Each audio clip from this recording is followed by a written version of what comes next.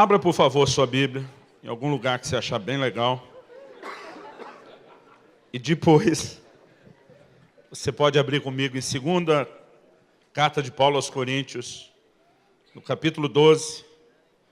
Nós vamos ler os versículos 14 e 15. Já que meu pastor está aqui, antes de pregar, eu vou falar uma coisinha engraçadinha. Diz que uma certa irmã partiu. O crente, às vezes, evita falar morreu, né? Partiu para a eternidade. E quando chegou lá no céu, um dos anjos que a recebeu já foi logo dizendo, olha, pelos seus trabalhos, pelos seus serviços aqui na terra, a sua recompensa está pronta, está preparada. E criou nela uma certa expectativa, vamos te levar a sua recompensa. E quando chegou, era um Fusca 69. Quando ela olhou o Fuscão 69, ela ficou assim, puxa, essa é a minha recompensa? Né? Ela disse, deve haver algum engano. O anjo diz, no céu não tem engano. Está certo que não tem Fusca 69 também, mas ele diz, no céu não tem engano. Puxa, mas eu me dediquei, eu trabalhei, eu servi, eu esperava um pouco mais. Diz, olha, essa é a sua recompensa. E quando saiu de perto, né, o anjo já deixou, ela estava meio cabisbaixa e tal. Mas depois de um tempo, passa o anjo perto dela e está lá a irmã empolgada, subiando um hino, dando a lustrada no Fuscão 69. Aí ele parou e disse, percebi que a irmã mudou de comportamento a respeito da sua recompensa. Ela olhou para o anjo e falou, depois que eu vi meu pastor andando de bicicleta... Ok.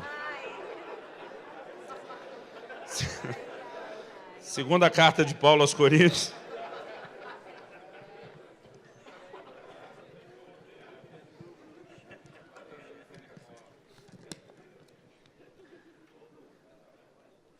Do pastor, da mulher, dos dois. 2ª aos Coríntios, então, 12, 14 e 15. Irmãos, eu oro que o que você vai escutar possa, de fato, de alguma forma, não só instruir, te encorajar, te abençoar.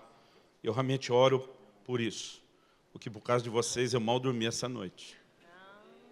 Eu ontem cheguei em casa, não sei se eu estava oprimido com a pergunta que o Eibe e o André me fizeram depois que eu deixei eles no hotel. O que você vai pregar?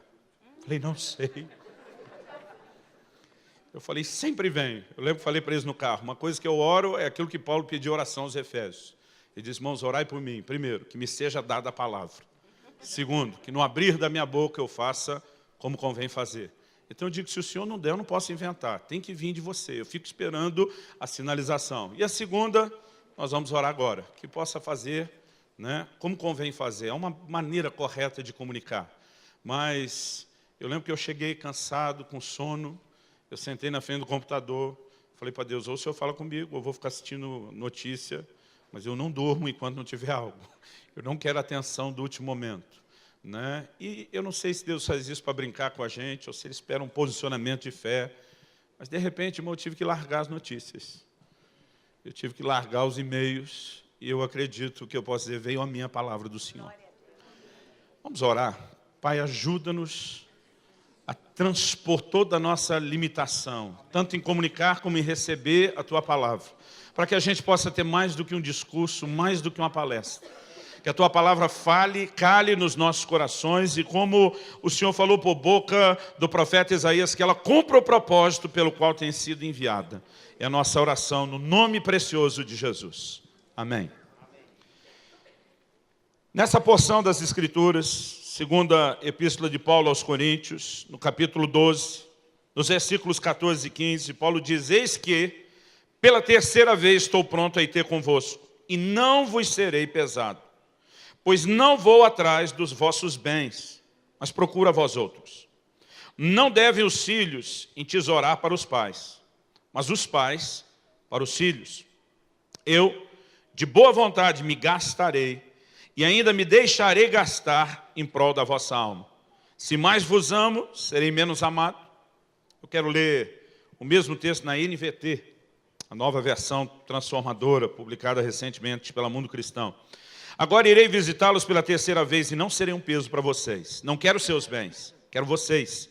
Afinal, os filhos não ajuntam riquezas para os pais. Ao contrário, são os pais que ajuntam riquezas para os filhos. Por vocês, de boa vontade, me desgastarei. E gastarei tudo o que tenho, embora pareça que quanto mais eu os ame, menos vocês me amam. A palavra que Deus trouxe ao meu coração nessa abordagem do apóstolo Paulo, o apóstolo Paulo está na sua segunda epístola, podemos dizer, talvez uma forma de classificar sua atitude, defendendo seu ministério diante dos coríntios. Ele tem que escrever aos coríntios e dizer, olha, vocês podem ter, muitos aios, mas não muitos pais. Muita gente tocou a vida de vocês e os abençoou depois do que eu comecei, mas quem lançou o fundamento fui eu. Nós percebemos nas duas epístolas, e o tom da segunda ainda maior, o apóstolo Paulo precisando defender o seu chamado. Posso ser rude na palavra, mas não sou no conhecimento. E o tempo todo ele está defendendo o seu apostolado. Ele diz, não deveria ser sensato esse ponto, mas vocês me constrangeram. Então vamos falar dos meus sofrimentos. E aí, segundo aos Coríntios 10 e 11, dá até um desânimo na gente, quando ele fala do preço que ele vinha pagando para servir no ministério. Não bastasse isso, ele entra no capítulo 12 e diz, agora vamos passar as visões e revelações do Senhor. E depois de dar carteirada à vontade, Paulo volta a mexer no assunto que ele trabalha ao longo da epístola. Eu nunca servi vocês com nenhum outro interesse, a não ser de ver o acréscimo na vida de vocês. Aqui ele apela para uma relação que nós precisamos trazer de volta para o ministério. O que eu quero falar hoje não é contra produtividade, mas é contra a motivação errada da produtividade. O questionamento nesses dias tem sido igreja, fábrica ou família. É lógico que quando falamos de gestão, há elementos da vida empresarial que não podem ser ignorados na igreja. Mas se a gente tiver compará-la com uma empresa que seja mais um negócio familiar, que nunca perca essa perspectiva de relacionamento familiar. E o apóstolo Paulo está trazendo exatamente para esse lugar. Ele não está dizendo, gente, aqui eu sou líder, vocês liderado, eu sou chefe. Ele chama a relação que está sendo discutida ali para esse nível. Ele diz, eu sou um pai, vocês são filhos. Qual o meu papel como pai, independente de vocês como filhos estarem fazendo aquilo que deveriam ou que eu esperaria de vocês ou não. E é em cima dessa declaração de Paulo que eu quero fazer a você uma pergunta. A pergunta serve para mim mesmo, serve para você, e essa pergunta é o tema da minha mensagem hoje. O que motiva o meu ministério? O que motiva? Qual é a motivação no ministério? Quando eu penso naquilo que eu estou fazendo, qual é a recompensa que eu estou enxergando, que eu estou vislumbrando no final das contas? O apóstolo Paulo diz, eu não estou atrás de nenhuma recompensa terrena, eu não estou atrás de nenhum tipo de retorno que vocês possam me dar. Seja os bens que vocês não me deram, ele deixa claro ao longo da epístola, eu servi outras igrejas, recebendo de outras igrejas salários, eu servi vocês recebendo de outras igrejas salário, porque eu nunca quis ser pesado. Ele diz, é a terceira vez que eu vou ter convosco. E eu continuo mantendo o padrão. Minhas mãos vão me suprir. Eu posso ser abençoado por outros, mas faço questão de que nenhum centavo da parte de vocês chegue à minha mão. E ele diz isso não é apenas porque eu quero servir a Deus dessa forma e ter um galardão maior. É porque eu estou usando de astúcia para com vocês. É porque justamente num momento de crise como esse eu queria silenciar vocês. Então o apóstolo Paulo mostra uma fragilidade maior por parte dessa igreja do que talvez em outras. Em termos de resposta. Resposta a uma liderança, reconhecimento para o líder pelo trabalho que fez, gratidão, que como diz um amigo, é a memória do coração. Diante de toda essa crise, que eu tenho certeza, cada um de nós, não precisa nem estar no pastorado, o pastor está envolvido em liderança, discipulando, ajudando a cuidar das pessoas que ganhamos, nós vamos lidar com situações de desgaste. Irmão, lidar com gente não é fácil. O próprio Jesus olha para os 12, a equipe de elite que ele está preparando para mudar o mundo. E num certo momento ele desabafa e diz, até quando vos sofrerei? Se Jesus, que é Jesus, disse, por quanto tempo mais eu tenho que aguentar os 6 cambados? A pergunta é o que é que não vai passar de vez em quando dentro da minha cabeça e dentro da sua, quando a gente olha para o rebanho querido. Com todas as limitações deles, e diga-se com mais ênfase, com todas as nossas. Irmãos, todos nós vamos enfrentar determinados momentos de crise. Houve momentos onde a coisa estava tão tensa no ministério que meu conforto era correr para as epístolas. Porque quando eu percebi o tipo de problema que os apóstolos já tinham desde o início, eu pensava, não é de hoje. E eu não sou o pior pastor, nem tenho o pior rebanho. Um dia um irmão falou para mim, pastor, o negócio está feio aqui dentro. Está pior do que no mundo. Eu falei, não é de hoje. Paulo disse a mesma coisa para os coríntios. Ouve-se dizer que no meio de vós a imoralidade tal como nem mesmo entre os gentios. Falei, pensa no encrenca antiga. Sabe, querido, eu não estou querendo gerar nenhum sentimento de complacência, então tá bom. Mas o diabo sempre está tentando fazer alguns de nós acreditar que conosco está pior do que com os outros. Isso também não é verdade. Às vezes o nosso consolo, irmão, é que a gente não está apanhando sozinho. Não é que você parou de apanhar, mas quando você diz, não é só comigo, não é isso que Pedro diz? Irmãos, sabeis que sofrimentos semelhantes aos vossos estão sendo experimentados pela Irmandade no mundo inteiro. Você diz, caraca, está todo mundo apanhando também, estou normal, está tudo bem. Às vezes o consolo é esse, mas não é essa ideia que eu quero trabalhar e construir. Diante das crises que surgem no ministério, especialmente aqueles momentos, né, onde o filho vai se tornando meio adolescente, já acha que sabe tudo, que pode medir força de conhecimento e sabedoria com os pais, já acha que tem uma certa autonomia. Isso vai acontecer, querido, com os nossos filhos espirituais. Vai acontecer com os discípulos, com aqueles que nós estamos preparando para o ministério. A pergunta é, qual a nossa visão? Qual a maneira de lidarmos e administrarmos o lugar onde estamos, o trabalho que realizamos no ministério? Eu sonho com produtividade. Eu quero honrar a Deus com a produtividade. Mas eu me recuso apenas tentar construir uma linha de montagem dentro da igreja. A gente ganha, atrás para essa escola, tanto tempo vira líder, o líder faz isso, a forma de reproduzir, está tudo aqui, gente. Nós somos mais do que uma linha de montagem.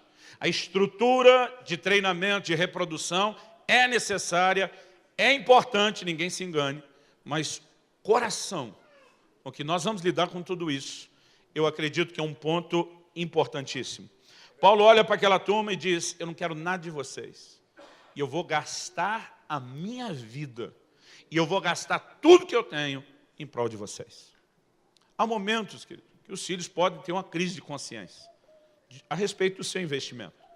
Meu filho Israel, quando tinha 16 anos de idade, um professor da escola mandou ele fazer um trabalho. Bendito para sempre seja esse professor e toda a sua linhagem.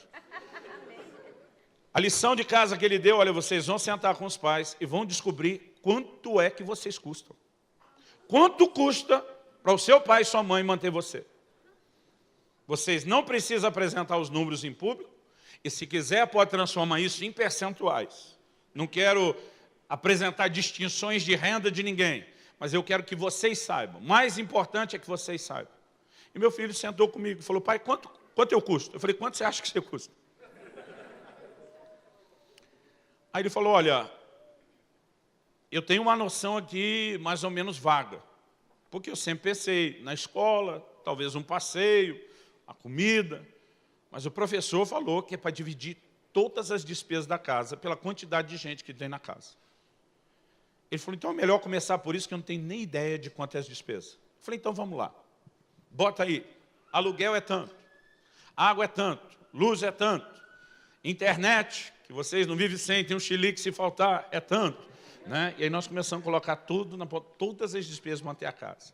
Falei, agora, no orçamento, papai, a média, tem meses que a gente tem que segurar, tem meses que está um pouquinho mais à vontade, uma média de mercado é essa, e nós somos, né, ponto por ponto.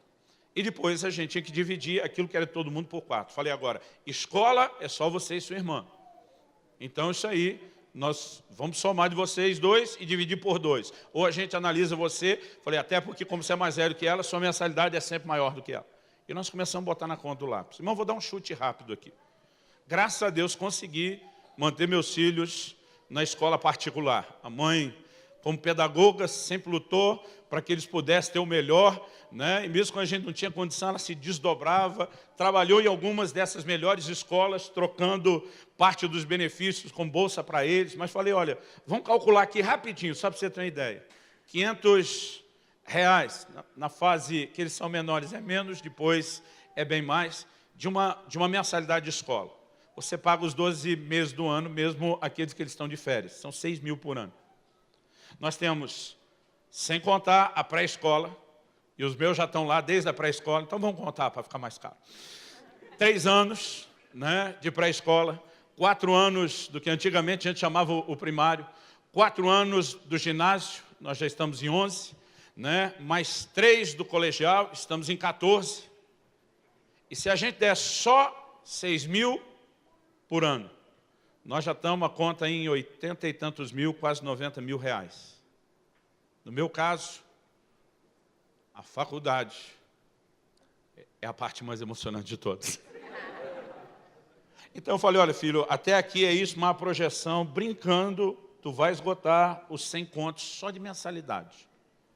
À medida que a gente ia falando e vendo aquilo, meu filho foi ficando desesperado. Eu falei, mas não é só mensalidade? Você não cuida desse uniforme, a gente tem que comprar mais do que um por ano. Na minha época, um uniforme, a nossa não era uniforme, era um avental, um guarda-pó. Aquilo tinha que durar o ano inteiro, nem que terminasse todo remendado. Né? Eu falei, então vamos botar isso na ponta do lápis. Falei, agora é o seguinte, nem sempre vocês bonitão vão a pé. Acorda mamãe porque está frio e chuva, faz levar de carro. Agora nós vamos calcular a gasolina. Pensa numa brincadeira que foi longe. Conclusão, quando terminou, meu filho estava desesperado. Ele botou a mão na cabeça e falou, pai, é muito caro ter filho. Eu falei, Ele olhou para mim, eu gostei do sentimento de gratidão e resposta. Mas eu prometo que um dia eu vou te devolver tudo. Eu falei, vai nada. Hoje você não devolve porque não tem dinheiro. A gratidão está aí. Mas quando você tiver dinheiro, você vai ter filho. E todo o seu dinheiro vai para o seu filho. Eu falei, considere isso um pagamento. Quando você investir nos seus filhos, imagina a cara do seu pai dizendo, está devolvendo para mim. Porque vai ser assim, geração após geração. Eu olhei para ele e falei, você não me deve absolutamente nada. Eu dou tudo que eu tenho, eu me mato, me escabelo para dar o melhor. E eu falei, e vou te dizer a frase que meu pai dizia, que eu não gostava de ouvir. Quando você for pai, você vai me entender. É só quando chega esse momento. Eu acredito que até hoje, anos depois, com a conversa que nós tivemos aqui entre as famílias, que ele ainda está no impacto do custo dos filhos. Porque isso andou entrando nas discussões de planejamento da nova família. É caro ter filho, essa frase já apareceu lá. Agora, o que nós, como pais, esperamos, querido? Não é o reconhecimento de um investimento na perspectiva da contabilidade, de um retorno. Eu conheci uma pessoa que demorou muito para ter filho, porque ela calculava quanto ia custar. Ela calculava a fralda, calculava leite ninho, calculava, e ela disse, não estou pronto, e demorou muito tempo. Agora, o que a gente espera dos filhos? Qual é o retorno que a gente espera deles? Apenas que eles honrem o bom depósito que receberam. Se tornem os melhores possíveis para Deus e para a sua própria família. E nós não precisamos sequer, não estou dizendo que eles não devam honrar os pais, mas a gente sequer precisa de um muito obrigado. Porque há algo que Deus colocou dentro de nós, se estivermos funcionando de forma sadia. O pai simplesmente vive para se doar. Paulo diz, eu não vou gastar só o que eu tenho, eu vou me gastar em prol de vocês. Agora a pergunta, querido, quando eu e você desanimamos diante do pastorado é, como nós estamos nos posicionando nesse relacionamento? Será que nós estamos nos vendo como pais com a responsabilidade de despejar algo e definir o destino dos filhos? Ou talvez o que nós estamos olhando nessa relação seja algo diferente? Por quê? Algo que nós não podemos ignorar, e é o primeiro ponto que eu quero passar aqui bem rápido, é a questão das recompensas. Lá em 1 Samuel, no capítulo 17, não vou ler o texto porque você conhece, mas estiver anotando do versículo 24 ao 30, é a parte que está bem resumida. Quando Davi chega no campo de batalha para visitar os seus irmãos, levar provisões, trazer notícias, é o momento que Golias está desafiando todo mundo, e aí tem toda a conversa diante daquilo, porque ninguém quer encarar o homem, e ele ouve alguém dizer, o rei vai dar isso, isso e isso, para quem vencer o gigante, vai isentar a família de impostos, vai dar tal prêmio, vai fazer dele o seu genro, vai entregar a própria filha. Quando Davi ouviu o zum, zum, zum e a conversa, que poderia até ter a filha do rei em casamento, entrar para a família real, família isenta de impostos, ele começa a checar com um com o outro. O que é que ele vai fazer mesmo por quem venceu o homem? Irmão, nós não vamos tirar o fato de que tem algo indignando Davi, que é olhar para esse cara e diz, quem é esse incircunciso filisteu que afronta os exércitos do Deus vivos? Mas dizer que também Davi só foi motivado pela consciência espiritual não seria honesto com a descrição do texto. Porque ele foi confirmar várias vezes, é isso mesmo que vão fazer? É. Porque antes do cara colocar a cabeça a prêmio, ele está questionando, vai valer a pena o risco que eu vou correr? A recompensa que eu vou ter depois, vale a pena esse desafio que eu tenho que encarar? E quando a palavra de Deus mostra isso, ela só está revelando algo a respeito da natureza do homem. Nós somos motivados pela recompensa. E quando eu olho para o fato de que o próprio Deus trabalha com galardão e com recompensa, eu reconheço que Ele não só entende quem é o homem que Ele fez, a necessidade que o homem tem de recompensa, mas Deus decide, inclusive, alimentar essa visão. Apocalipse 22, 12, eis que cedo venho, e comigo está a minha recompensa para dar a cada um segundo as suas obras. 1 Coríntios 3 fala daquele que se edificar sobre o fundamento, com um determinado tipo de construção que resista ao fogo do dia do juízo, tem galardão. Se não, vai ser salvo, mas sapecado pelo fogo e entra sem recompensa. E o tempo todo Deus está trabalhando a questão da recompensa. Irmão, o céu não será um regime socialista. As pessoas terão o mesmo galardão de salvação e lugar na família de Deus. Mas a recompensa está relacionada ao trabalho. E Deus, tendo o homem criado ou não para ser movido por recompensa, decidiu de alguma forma usar isso. Então, em primeiro lugar, há essa natureza humana de correr atrás da recompensa. Há um interesse de Deus em nos estimular usando recompensa. Então, não há nada de errado quando alguém pergunta qual é a minha recompensa. Aonde a coisa pode começar a ficar ruim é quando a motivação do coração começa a se inclinar para o lado errado. Se Deus trabalha com recompensa e o homem é movido a isso, é errado buscar recompensa? Responde para mim, não. Não, vamos lá, gente. É errado buscar recompensa? Não. Errado é o que e o porquê a gente pode estar buscando. Esse é o que pode se tornar errado. Então, lá em Atos, no capítulo 8, do versículo 18 ao 23, a Bíblia diz que os apóstolos Pedro e João chegam em Samaria, porque as pessoas estão se convertendo, sendo batizados por Filipe. E a Bíblia diz que sobre nenhum deles havia ainda descido o Espírito Santo. Quando a igreja em Jerusalém ouviu falar isso, manda para lá nada mais, nada menos do que Pedro e João. Um dia eu estava pregando, falei isso, alguém resmungou alto assim, só diretoria. Paulo fala de 3 colunas na igreja de Jerusalém. Pedro, João e Tiago, irmão do Senhor.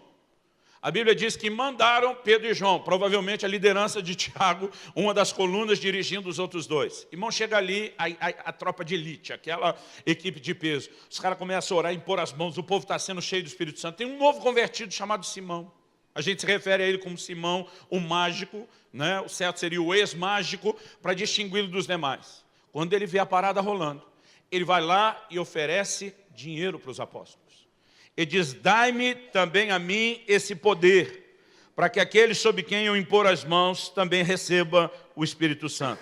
Ele não estava querendo comprar o Espírito Santo. O que ele estava querendo comprar? A capacidade de funcionar no ministério como eles e liberar sobre os outros o que eles também tinham. Nós podemos pensar que no fundo, tinha uma coisa até meia altruísta. Afinal de contas, ele sabia que ele poderia receber para ele de graça. Mas a capacidade de transbordar e dar para os outros, ele só tinha visto naqueles 2. E ele corre negociar. E se a gente analisar isso de uma forma talvez fria, leviana, a gente pode até pensar, menino bom, disposto a investir no crescimento dos outros. O que ele quer não é para ele, é para abençoar os outros. O dele já não custaria. E ele está disposto a investir. Mas no momento que ele pede isso a Pedro, Pedro, gentilmente, com amor e carinho, diz, vá tua prata contigo a perdição. Porque julgaste adquirir o dom de Deus com dinheiro. E diz, arrepende-te, porque o teu coração não é reto diante de Deus. E diz, a questão não é o que parece, é como as coisas estão de fato aí dentro. Então, a gente precisa lembrar que antes a Bíblia dá um pano de fundo e conta a história. Quem era o Simão antes da conversão? Era o cara que mandava no pedaço. Iludia todo mundo com artes mágicas. Era o centro das atenções. De repente, Filipe chegou e tomou conta do pedaço. Está pregando o evangelho, está desconvertendo, expulsa demônios, levanta paralítico. A Bíblia diz que o próprio Simão abraçou a fé, também converteu. E ele agora passou da posição de admirado a admirador, empolgado com o que Filipe está fazendo. Chega os apóstolos, ele também continua como admirador, ele não está mais no centro, mas alguma coisa lá dentro do ego, do miserável do Simão, dizia, eu quero meu lugar de volta. Eu nasci para brilhar. Eu tenho que aparecer. E se a forma de voltar ao centro dos holofotes é servindo os outros. Eu estou disposto a botar dinheiro nesse negócio e servir, porque o que eu quero são os holofotes. A pergunta que eu e você precisamos fazer é: qual é a nossa motivação? Qual é há uma expressão que eu ouvi do pregador uma vez, qual é a agenda oculta do coração? O que de fato nós estamos querendo? Porque a pergunta, querido, eu fico tentando imaginar, meus filhos me deram 99 ou 98,37%, para ser mais exato, nessa coisa que eu estou fingindo que eu calculei, por cento de alegria. Mas dizer que aqueles dois, apesar da bênção que são, nunca me entristeceram com atitude, que precisou corrigir, com coisa que teve que corrigir de novo. Né? Dizer que toda vez que eu falava qualquer coisa a ser feita, nunca mais precisou repetir. É assim que nós lidamos com os filhos. De repente, dá uma pisada na boca, quer saber, cansei de ser seu pai. O negócio já deu a tampa. É melhor você procurar outra casa para morar. A gente não faz, pelo menos não no estado emocional são e decente. Agora, por que às vezes com o pastor a gente quer mandar os outros procurar outra casa? Por que a gente diz, eu cansei de você? Porque provavelmente nós não estamos olhando essa relação como pais e filhos. Quando a gente pensa só na fábrica, na linha de montagem, está prejudicando a linha de produção, cai fora. Quando a gente pensa como família, está lá o pai do filho pródigo dizendo, você pegou tudo que eu tinha, gastou tudo miserável, voltou sem nada e quer virar herdeiro do que sobrou. Seja bem-vindo. Porque esse é o coração de um pai. E nós precisamos, querido, começar a avaliar aquilo que está no coração. Desejar fluir no Espírito Santo é correto? Sim. Agora a pergunta é, por que a gente deseja isso? Um dia eu estava orando e tentando ser bíblico na minha oração, porque uma coisa que eu aprendi que é importante é orar a palavra. E estou lá orando, falei, pai, tua palavra diz em 2 Coríntios 10, 18, que não é aprovado aquele que se recomenda, mas aquele a quem o Senhor recomenda. Eu vou subir pregar lá hoje à noite, eu espero que o Senhor me recomende. Eu espero que o Senhor opere curas, sinais, milagres, maravilhas, para aquele povo saber que eu sou teu servo. Eu já tinha feito aquela oração várias vezes, nunca deu efeito colateral. Mas aquele dia, o Espírito Santo falou comigo, para que mesmo você quer que aconteça isso? Para que mesmo você quer essas curas? O Senhor disse, uma chave que talvez vá ativar mais cura e milagre, não é você entender que é você que está sendo promovido ou recomendado. É você entrar num lugar de compaixão, de você queira servir essas pessoas. Irmão, muitas vezes a gente nem percebe, mascara esse negócio com espiritualidade, com versículo bíblico, mas o que está em jogo é a gente, é o nosso ego. Então, naquele momento, eu estava pagando um alto preço de oração. E sem que eu me percebesse, com o perdão da palavra, eu estava me lixando se a pessoa ia ser abençoada ou não. O importante é que eu saísse bem na fita. E muitas vezes a motivação que levou eu e você a gastar tempo em oração não é nem porque a gente queria o Senhor, não é nem porque a gente queria tocar o povo. É porque esse era o preço a ser pago, para ter a projeção que a gente nem percebeu que estava querendo ter. Então a pergunta não é o que fazemos, é por que fazemos. E nós precisamos de tempo em tempo avaliar o nosso coração. Irmão, produtividade errada? De forma alguma. Jesus elogiou a produtividade daquela igreja de Éfeso. Falando ao anjo da igreja de Éfeso, ele começa lá em Apocalipse 2. Se estiver anotando, vai do versículo 2 ao 5. O versículo 2 ele diz, conheço tuas obras, teu labor, tua perseverança. E sempre, irmão, o Senhor começa elogiando, dá uma corrigida, e na maioria das 7 cartas, ele ainda termina elogiando de novo. Mas sempre vai começar elogiando antes de chamar a atenção. Então aqui nós estamos na parte do elogio. Depois vai chegar no tenho, porém, contra ti. Então o Senhor está dizendo, conheço tuas obras, teu labor. Labor, irmão, não é só o trabalho, é o trabalho que gera canseira, que gera desgaste. Em outras palavras, está dizendo, estou vendo você suar a camisa, estou vendo você dar o sangue, tua perseverança. Eu vejo que você continua, quando acabou o gás, você vai na disciplina, você dá fraqueza, tira força. O Senhor está elogiando a igreja. Ele fala de uma alta resiliência, suportaste as provas por causa do meu nome e não desanimaste. Ele fala do controle de qualidade que tinha naquela igreja. Puseste à prova, se dizem apóstolos, e não são, os achaste mentirosos. Irmãos, chega nessa parte, até eu queria pastorear uma igreja dessa. Quem não quer? Mas aí o Senhor fala com o líder. Tenho, porém, contra ti, que abandonaste o teu primeiro amor. Ou você se arrepende, volta à prática das primeiras obras, começando por se lembrar de onde caiu. Ou se você não se arrepender, eu vou tirar o seu candeeiro. Todo dia o irmão falou, pastor, qual o mistério do candeeiro? Eu falei, o mistério foi revelado. Em Apocalipse 1, João vê na visão dele 7 estrelas e 7 candeeiros. O anjo explica, os 7 candeeiros são as igrejas da Ásia. As 7 estrelas são os anjos, os mensageiros responsáveis por elas. Então agora ele está escrevendo cartas aos anjos, às estrelas das igrejas, do candeeiro. Então agora Deus está falando para o líder, ou você arrepende, ou eu tiro de você o candeeiro. Sabe o que Deus está dizendo? Você não foi colocado aí por causa da produtividade. Você não foi colocado aí por causa da performance que você poderia apresentar. Deus diz, por enquanto estou te aplaudindo. Eu não estou contra a performance. Mas a essência do propósito não é a performance. É como está seu coração. Irmãos, eu entendo que um requisito para entrar no ministério é se a gente tem amor pelo Senhor. Foi isso que Jesus perguntou para Pedro. Você me ama? Senhor, amar eu amo. Não é aquela blasfêmia. Mas me ama, Pedro? Não amo.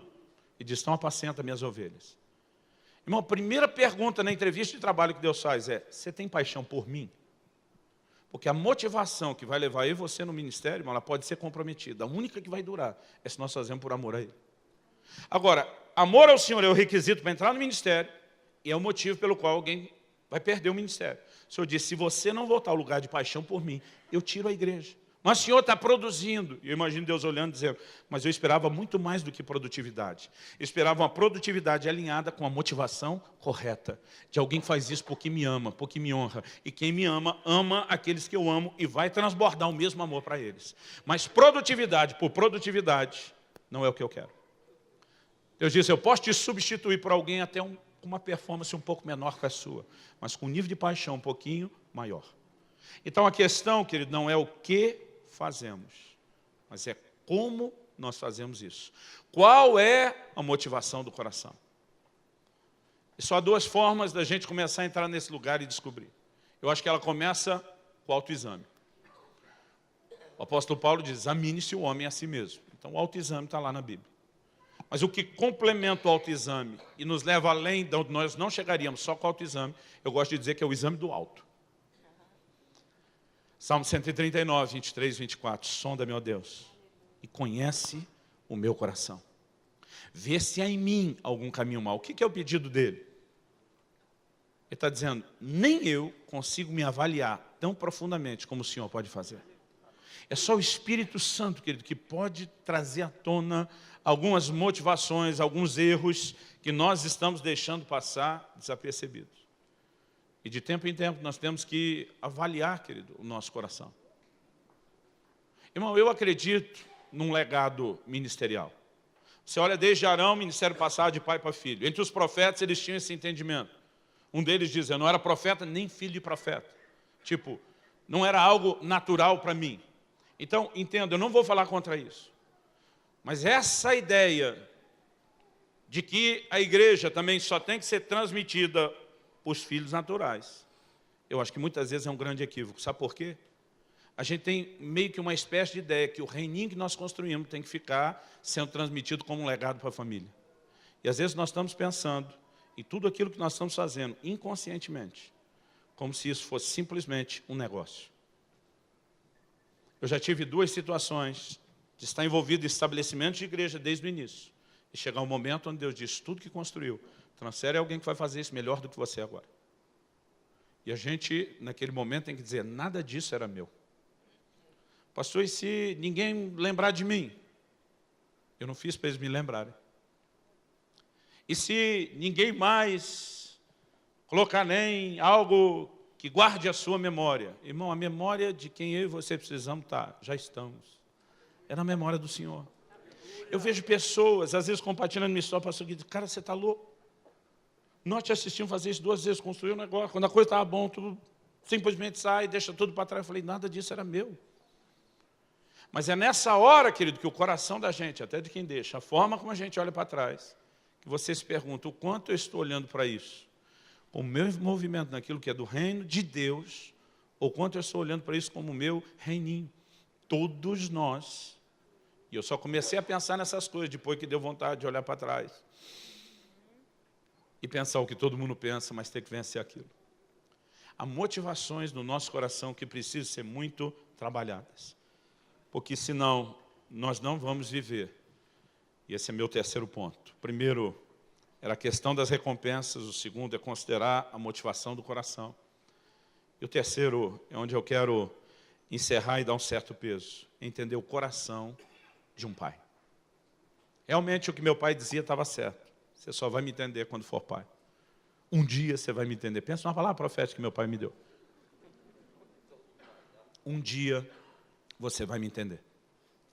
Eu vi outro dia um pai dizer que ele era parte daquela geração que não comeu peito de frango.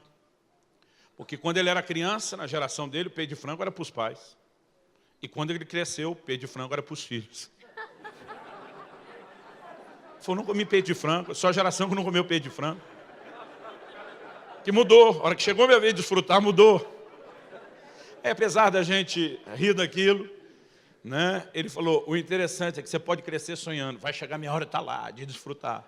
E quando essas regras mudam, a gente está lá que nem bobo, dizendo que a melhor parte fique para os filhos. Irmão, eu acredito que nós precisamos entender o que é ter o coração de um pai. Um trabalhador, numa fábrica, trabalha pelo quê? Pelo salário. E não tem nada de errado que se faça isso. Aliás, a gente pode dar até base bíblica. Romanos 4:4. Diz o seguinte. Ora, ao que trabalha, o salário não é considerado como favor, e sim como dívida. A recompensa do trabalho, o retorno do seu esforço, a Bíblia diz, não é favor, é dívida.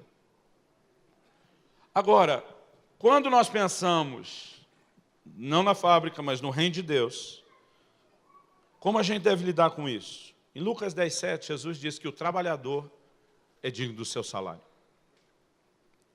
Então, existe salário e remuneração dentro do reino? Sim. 1 Timóteo 5:18 repete isso. E lá em 1 Timóteo 5, Paulo ainda fala de uma política salarial. Os que governam bem, especialmente os que labutam na palavra e no ensino, sejam considerados dignos de dobrados honorários. A palavra honorário ali, honra, é remuneração. Então existia gente dentro da igreja que ganhava o dobro do que outro que também está dentro da igreja. Eles tinham até política salarial. Quando a gente pensa na perspectiva de sustento, ok, é bíblico e é correto. Agora, o tempo todo, sabe o que Deus nos mostra? Que ninguém deveria ser movido por isso. Porque em 1 de Pedro 5:3, 2 na verdade, ele diz, pastoreai o rebanho de Deus, não por sorte da ganância, mas de boa vontade. Irmão, às vezes é difícil para mim entender certas estruturas e sistemas denominacionais, onde o cara recebe uma proposta melhor para pastorear outra igreja e ele simplesmente muda porque o salário é melhor. O que se cultiva e essas pessoas são treinadas a pensar assim dentro da estrutura, é que eles não são pais, eles são empregados, eles estão trabalhando pelo melhor salário. E, irmão, quem se importa com a sua família vai buscar o melhor salário. Então, cada vez surge uma proposta, a pessoa simplesmente vai pular para a proposta melhor. Eu acredito que nós precisamos, em primeiro lugar, entender propósito. Eu não estou dizendo que não há mudanças. Você olha o livro de Atos, está cheio de transição. Você para em Paulo e Barnabé para a obra que eu os tenho chamado. O Deus que trouxe para cá, de repente leva daqui para lá. Agora, o que nós vemos são transições baseadas no propósito e não no interesse. Outro dia um irmão chegou para mim e falou, é verdade que você já teve propósito para trabalhar com esses 3 ministérios, citou 3 pessoas de expressão na nação. Eu falei, sim, e ainda está de pé. Não é só coisa do passado. Ele falou, e você foi maluco de não aceitar? Eu falei, não, eu seria maluco de aceitar. Como assim? Eu falei, Deus tem um propósito para mim onde eu estou. E se eu simplesmente aceito uma proposta só porque ela é melhor, no sentido de projeção, porque às vezes o retorno, querido, não é só salário. A gente consegue chegar a muitos outros tipos e variações de benefícios. Eu falei, se eu simplesmente aceito isso, irmão, não conheço ninguém que não quer dar o melhor para a família, mas não às custas de comprometer o plano e o propósito de Deus. Quem está entendendo? Então, o mesmo Deus que diz, eu quero que você tenha o salário, Ele também não quer que a gente seja movido por isso. De vez em quando eu preciso me lembrar de uma frase que eu vi estampada numa camiseta, eu tinha acho que uns 18 anos de idade. Foi uma das primeiras visitas minhas aqui a Curitiba. Eu vi isso em Curitiba antes de morar. Acho que a tradução, se não for perfeita, o melhor ficaria mais ou menos assim. Servir a Deus. O salário pode não ser lá essas coisas, mas a aposentadoria é coisa de outro mundo. De vez em quando eu fico lembrando disso. A aposentadoria será melhor que o salário. Espero que meus pastores vão falando amém enquanto eu falo. Da minha equipe aqui, tá, gente? Agora a coisa é pessoal. O Senhor Jesus fala lá, no capítulo 10 de João. Abre lá comigo. João 10, de 11 a 15. Isso aqui era o único texto que não tinha no meu esboço na hora que eu fui dormir. Mas quando eu acordei, e eu gosto quando isso acontece, Isaías diz, ele me desperta o ouvido pela manhã, ele me dá boa palavra, né, para dizer ao cansado. E a hora que eu acordei, esse versículo me veio muito forte no coração, como resposta a uma pergunta que eu ouvi fazer. Qual é a diferença entre o pastor e o mercenário? Em termos de trabalho, os dois fazem a mesma coisa. O termo mercenário começou a ser usado na guerra, porque se referia aos soldados que não lutavam por uma causa, lutavam por dinheiro. E normalmente quem luta por dinheiro não está disposto a morrer pela causa. Ele só entra naquilo que é certo e seguro, onde ele não se arrisque demais e onde ele possa calcular bem quais são os despojos e o lucro que ele vai ter nisso. Quem luta por uma causa, querido, diferente do mercenário, ele está disposto a dar a vida. O apóstolo Paulo diz em Atos 20, 24, em nada tenho a minha vida como preciosa, contanto que eu complete a carreira e o ministério que recebi de Jesus nosso Senhor. Quem luta por uma causa está sempre disposto a dar a vida por ela. Agora, vamos lá, verso 11 de João 10. Jesus diz, eu sou o bom pastor. O bom pastor dá a vida pelas ovelhas. Você pode repetir isso? Diga, o bom pastor dá a vida pelas ovelhas. Eu queria que você perguntasse a algum pastor, futuro líder, futuro líder do seu lado. Fala para ele, você já chegou ao ponto de morrer pelas ovelhas?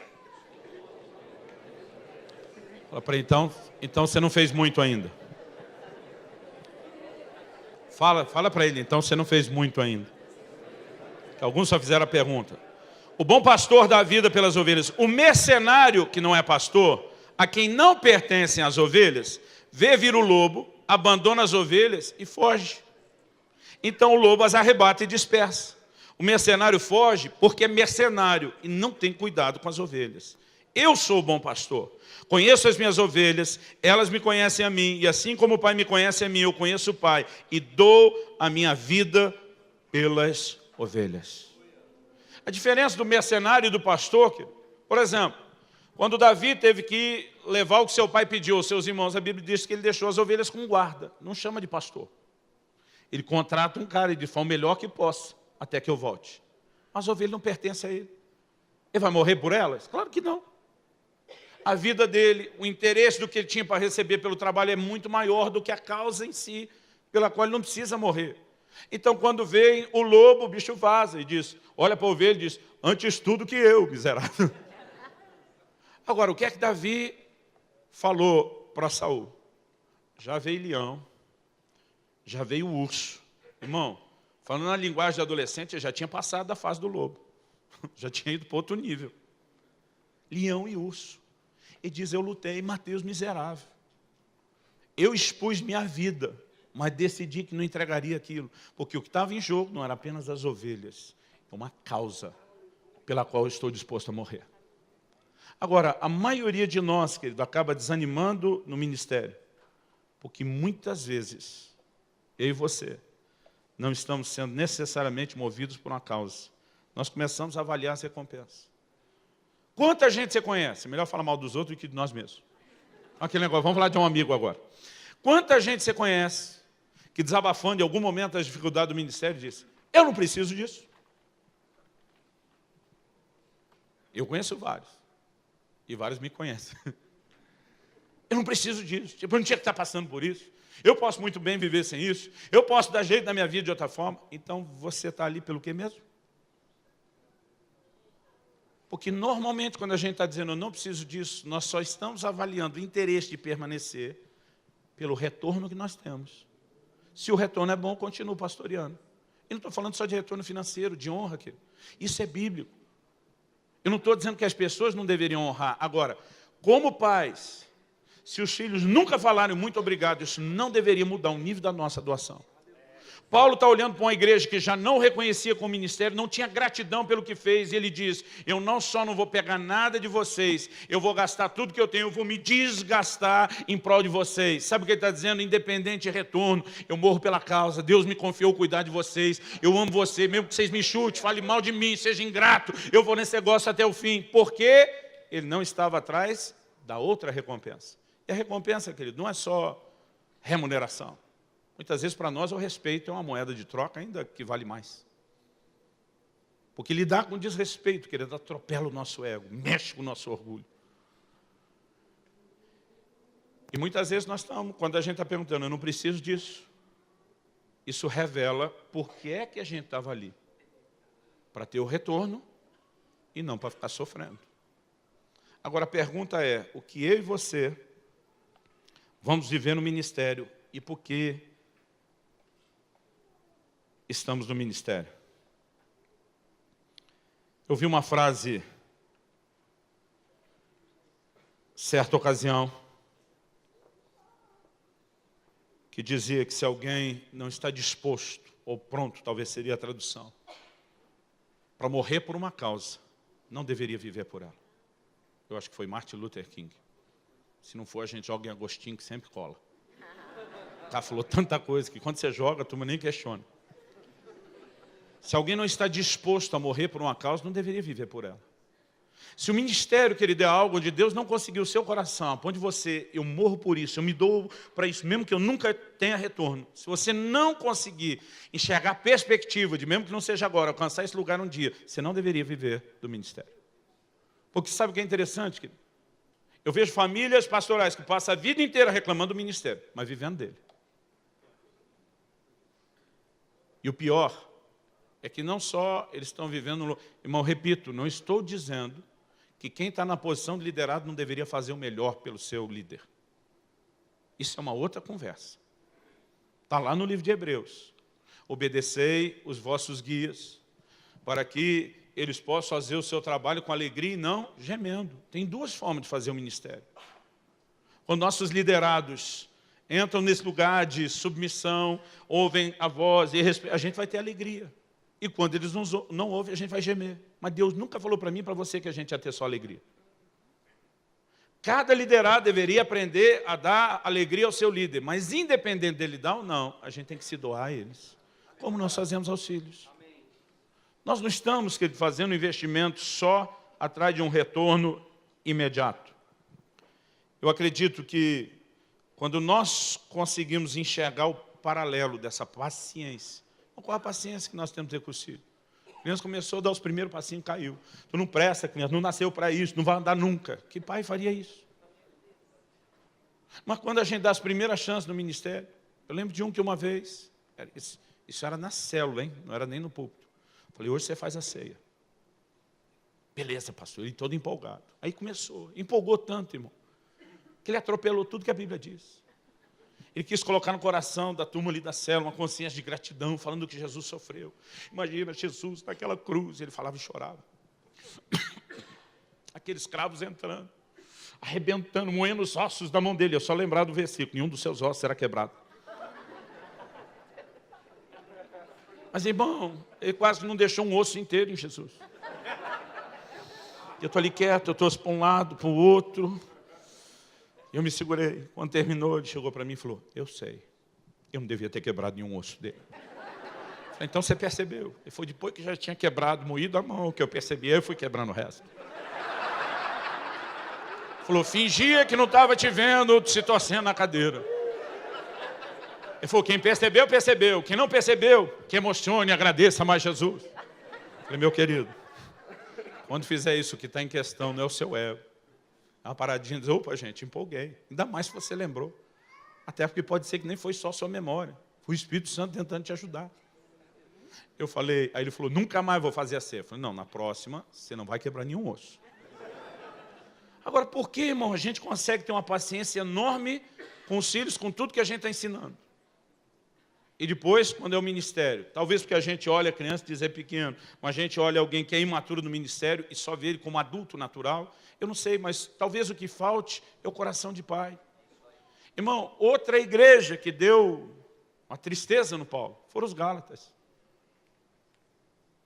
Ele diz, gente, vocês começaram tão bem. Como é que vocês decaíram desse jeito? Mas sabe o que ele diz em Gálatas 4,19? Meus filhinhos, um pouquinho de novo sinto dores de parto, até que Cristo seja formado em vós. Ele diz, se deu ruim a primeira, eu vou gerar vocês de novo. Vamos começar tudo de novo. Mas ele está chamando para esse nível de entendimento. Vocês são filhos, eu sou responsável por gerá-los direito. Eu vou continuar nessa briga, eu não vou desistir de vocês.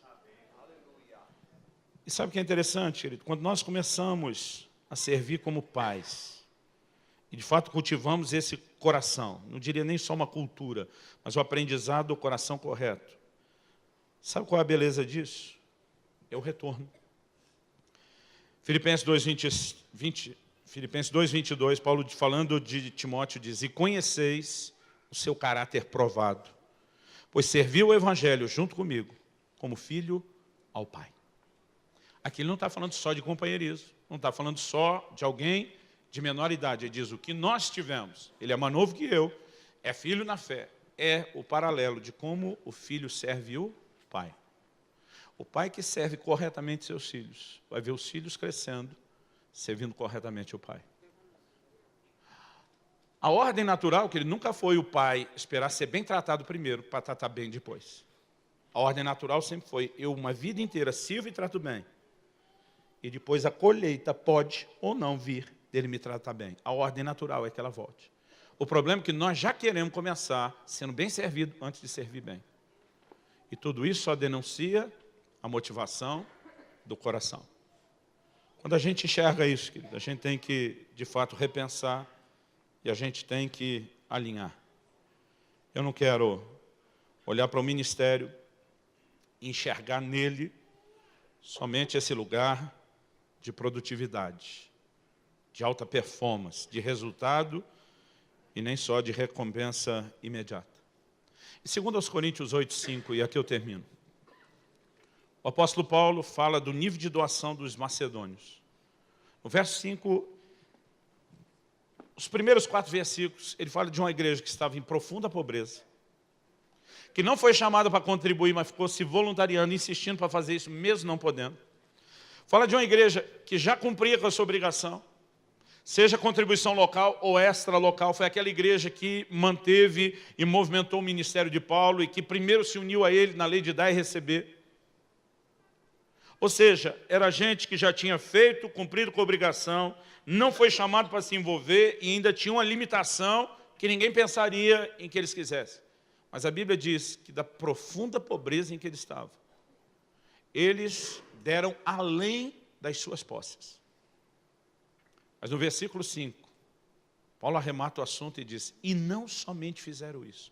O não somente é, agora vou dizer qual foi o mais profundo nível de entrega deles, mas doaram-se a si mesmos, ao Senhor e a nós.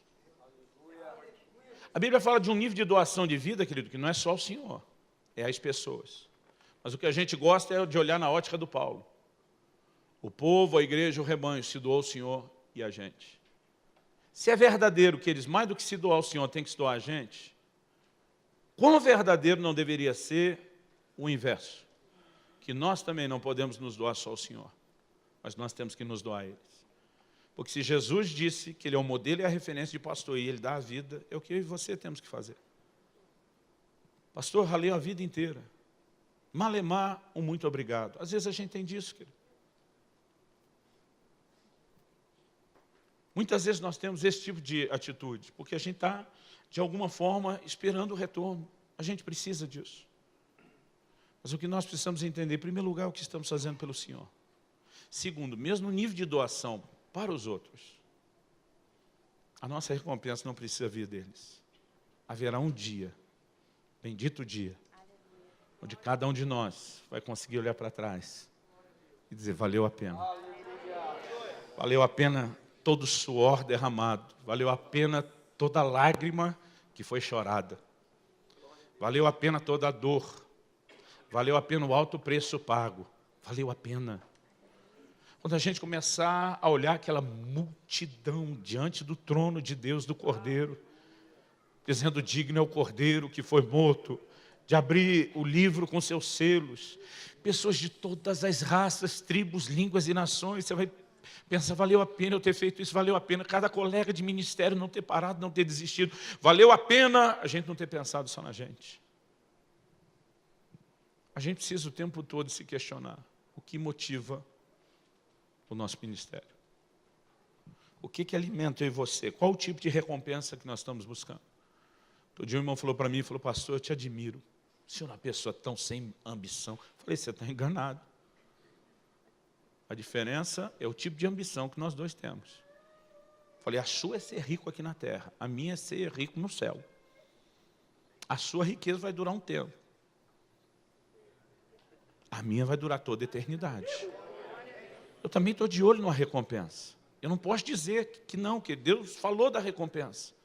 Agora a pergunta é: se hoje Deus baixasse uma portaria revogando a recompensa, a gente continuaria? E é um lugar, querido, onde você entende essa paternidade. Se doar os filhos é o que mais vale. Porque cada um de nós deveria olhar para os filhos com amor e dizer: eu vou me gastar, eu vou gastar tudo que eu tenho. Meu filho de vez em quando tem essas crises de gratidão: pai, eu vou te honrar um dia. Eu falei: honra meus netos. Despejo na vida deles. Eu falei: porque só hora que aqueles bichinhos nascer que você vai entender isso. Irmão, quem não quer no natural, vendo os filhos melhor? Podendo fazer pelos netos o que talvez nossos pais não fizeram pela gente. A gente poder fazer por eles o que nós não tivemos. Agora, espiritualmente, por que é que nós vamos pensar diferente? Quantas vezes lá em casa, momentos de aperto, principalmente dependendo do nível de dedicação, eu e aquele, a gente dizia: a gente pode não comer algo para eles poderem comer aquele sorvete ou aquele doce que a gente não compraria. A gente pode dar uma enrolada no negócio aqui para que a carninha melhor seja para eles. Às vezes recebi uma oferta. Um dia alguém deu uma oferta para a Kelly, acho que ficou com dó do jeito que ela estava vestida. Pastor, a senhora tomar um banho de loja. Ela falou: eu vou tomar um banho de loja. Ela só não falou quem que tinha que ficar com as roupas. Comprou tudo possível. Porque esse é o coração de um pai. Agora, se a gente falasse de um pai aqui no nosso meio, que pegou o dinheiro que alguém deu para os filhos e foi gastar tudo com ele, a gente ia dizer: miserável. Mas se a gente falar de um pastor que pensa assim: não, eu entendo. Por que a gente entende?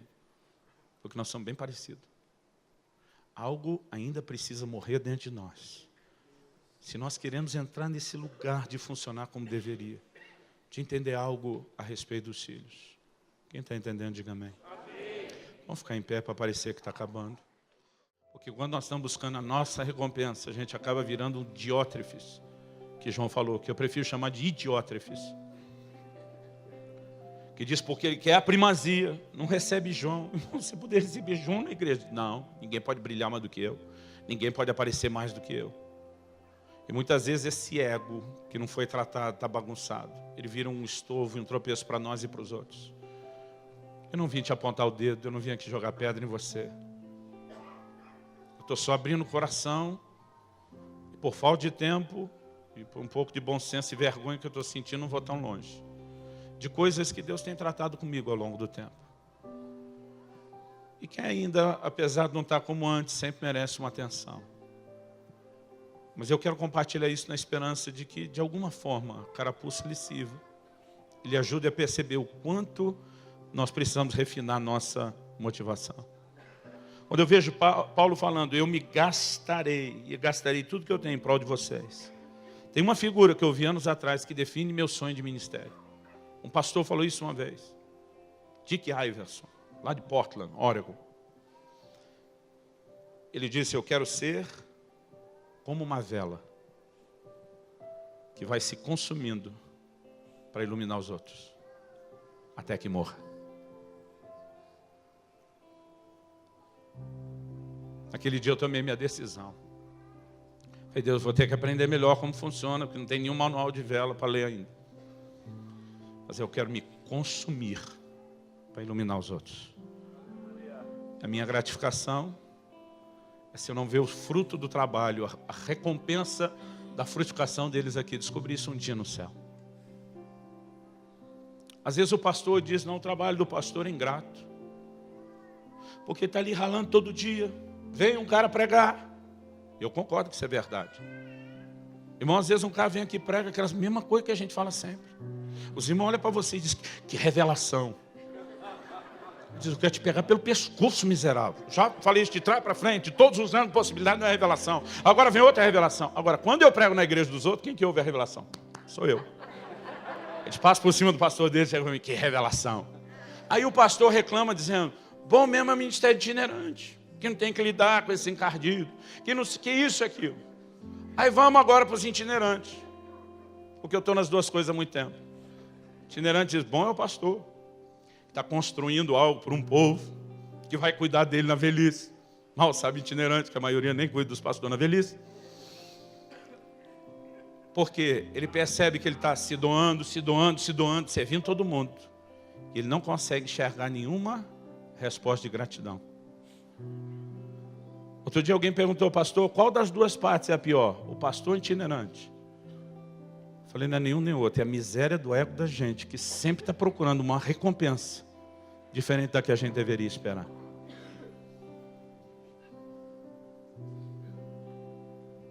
E a gente tem que lutar conosco mesmo.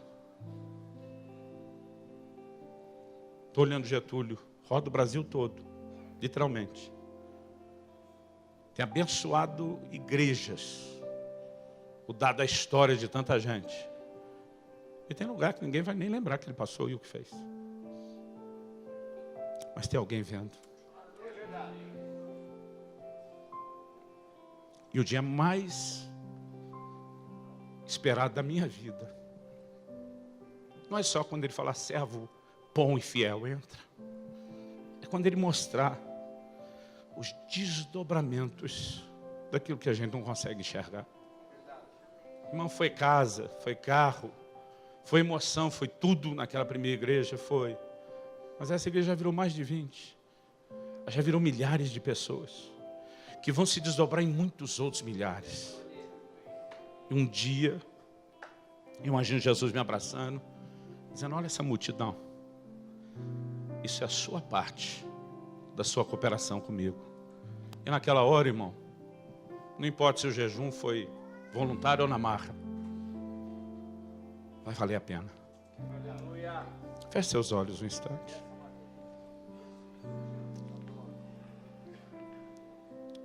Espírito Santo, nos ajude. Nos ajude a entender o que o Senhor está falando.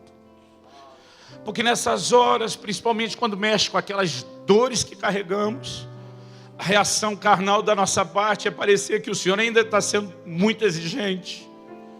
É hora que a gente queria um afago na cabeça. É hora que a gente queria que o Senhor dissesse, pode sentir assim mesmo. Mas o Senhor não trabalha conosco dessa forma por ser exigente, apenas pensando no seu padrão, mas por nos colocar num lugar onde o nosso coração seja protegido das motivações erradas, das expectativas erradas. Deus, eu não preciso de revelação para saber que eu tenho irmãos e irmãs aqui hoje que estão cansados.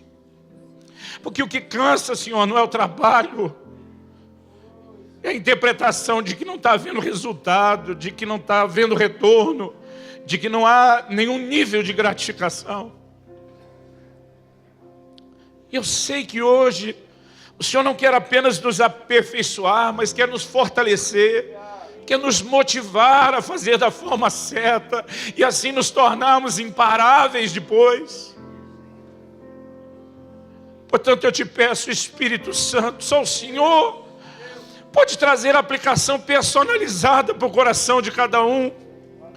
E nessa manhã nós clamamos por mais do que entendimento, nós clamamos pelo teu bálsamo, nós clamamos por cura, nós clamamos por uma reviravolta dentro de nós, se for necessário. Nós clamamos por recomeço, por alinhamento das nossas motivações com o teu chamado, com o teu propósito, com os teus valores. Perdoa-nos, Senhor, Não é a primeira nem a última vez que falhamos com as motivações, mas nós queremos crescer. Obrigado por nos chamar a despeito das nossas limitações, por acreditar, continuar acreditando, investindo, nos dando oportunidade e espaço na sua obra, apesar dessas limitações. Mas nós não queremos ficar amarrados nelas. Não queremos limitar nosso destino, nem nossas conquistas, por conta de um coração que se amargurou desnecessariamente.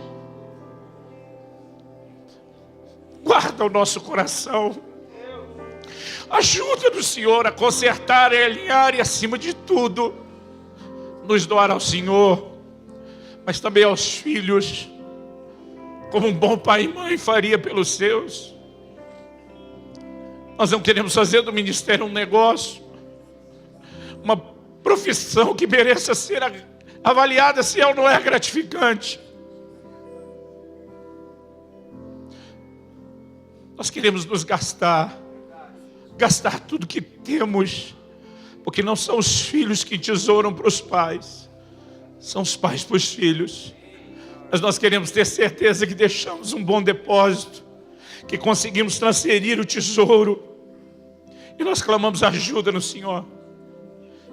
Aquele irmão que talvez esteja melhor alinhado com esses princípios nessa hora, aquela irmã cujo coração já foi bem refinado pelo teu trato, que possa sair daqui disposto ainda a fazer mais pelo Senhor, com sangue no olho, faca no dente, como a gente diz às vezes, cheio da boa motivação. Mas aquele que entrou, Senhor, cansado, dizendo como Sansão: se o Senhor não abrir uma fonte, não me der de beber, eu morro. Aquele que veio pensando: é minha última chance, é minha última tentativa. Que ele seja cheio do teu vigor e de uma nova perspectiva. Em nome de Jesus.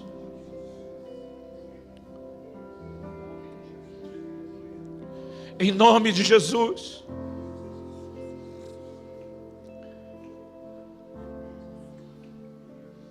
Em nome de Jesus, Senhor.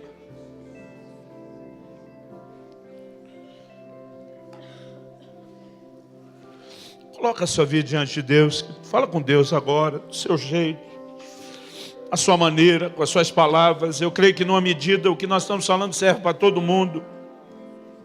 Em alguma medida, ainda que não seja igual a de um para o outro.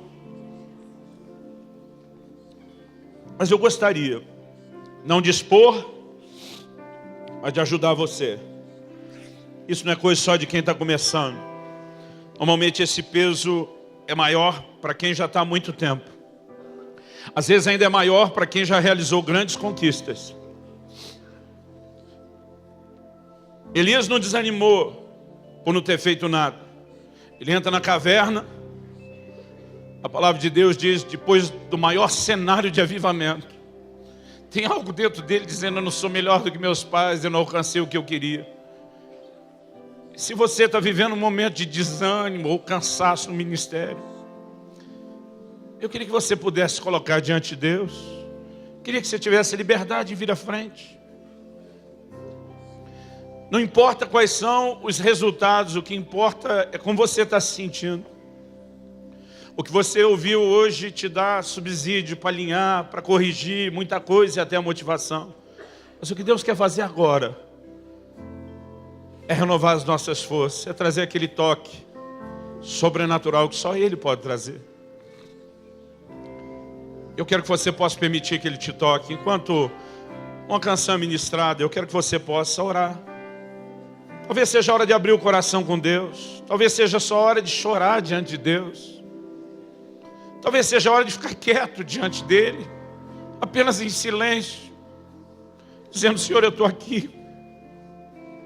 Espírito Santo, vem sobre nós. Vem sobre nós.